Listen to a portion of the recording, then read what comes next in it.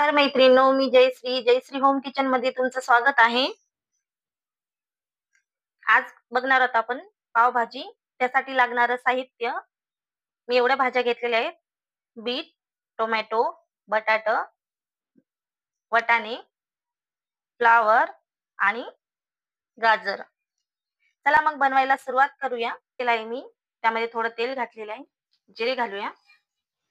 1 चम्मच जिरे घातलेले आहे मी आणि यामध्ये भाज्या घालून घेऊया.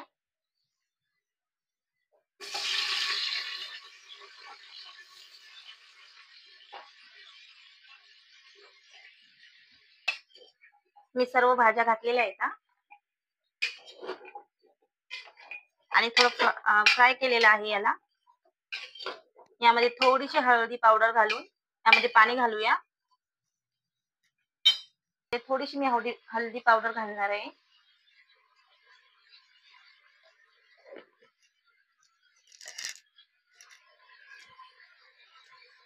आणि जास्त प्रमाणात भाज्या घेतलेल्या आहेत मी, तुम्ही बघू शकता.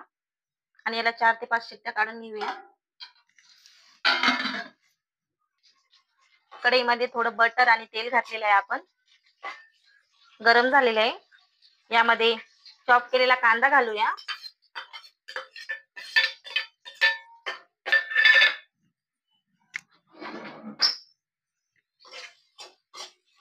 हा कांदा पूर्ण गुलाबी करून घ्यायचा आहे आपल्याला.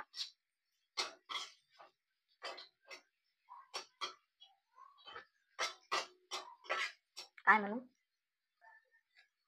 हे आपल्या भाज्या मी 5 शिट्ट्या काढून घेतल्या होत्या, मॅश करून घेतलेल्या आहेत. अशा प्रकारे झालेल्या आहेत, तुम्ही बघू शकता. आपला कांदा गुलाबी रंगावर आलेला आहे, तुम्ही बघू शकता. यामध्ये आपल्याला आता मसाले घालायचे आहेत. मी कोवळ्या थोडा गरम मसाला,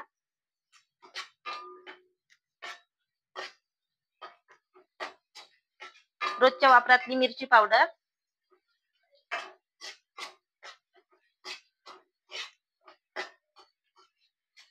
पावभाजी मसाला आणि थोडीशी हळद,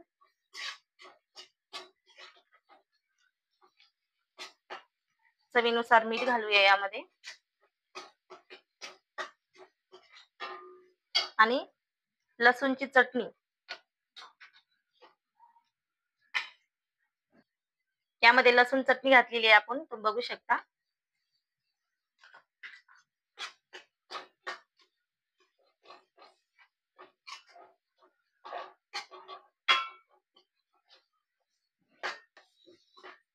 हे बघा, आपला मसाला फ्राय झालेला आहे. यामध्ये भाज्या घालूया.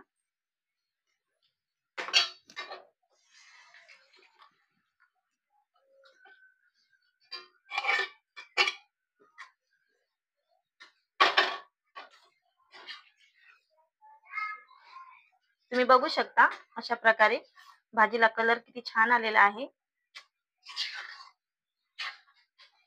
हे बघा, भाजीला कलर किती सुरेख आलेला आहे. तुम्हाला कशी वाटली मी बनवलेली पावभाजी, कमेंट करून नक्की सांगा. नवीन असाल तर सबस्क्राईब करा, लाईक करा.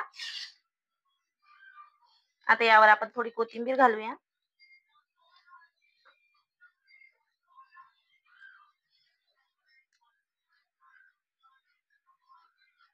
मी भरपूर प्रमाणात बनवलेली आहे पावभाजी, तुम्ही बघू शकता.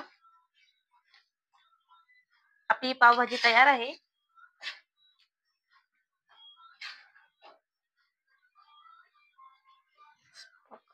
स्टॉप करा, 2-3 मिनिट ही भाजी. आपली पावभाजी तयार आहे.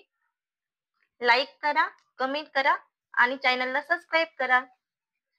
माझी पावभाजी कशी वाटली हे कमेंट करून सांगायला विसरू नका.